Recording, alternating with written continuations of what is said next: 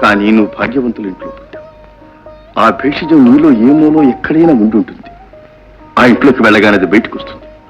అందరితో నువ్వు కూడా సమానరాలవని అనుకుంటావు.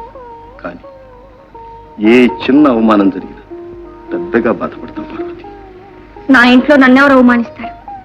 అవమానించకపోవచ్చు, కానీ పేదవాడి పెళ్ళాని మన సంగతి ప్రతి క్షణం గుర్తు చేస్తూ ఉంటారు. పేదతనం పాపం కాదని నేను రుజువు చేస్తాను. ఆనాడు దక్షయజ్ఞానికి నీలాగే పార్వతీదేవి వెళతాను, నాలాగే శంకరుడు వద్దన్నాడు. కాని వెళ్ళింది అవమానాల పాలైంది. శంకరుడు ఆదిదేవుడు గనక వీరభద్రుని సృష్టించాడు, పంపించాడు, దక్షయజ్ఞాన్ని ధ్వంసం చేశాడు. కానీ నేనేం చేయగలను? పార్వతీదేవి శంకరుడు లేకుండా ఒంటరిగా వెళ్ళింది. నేను అలా వెళ్ళటం లేదు.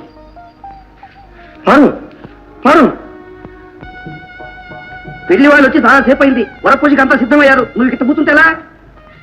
పార్వతి రానే లేదు, చూశారా?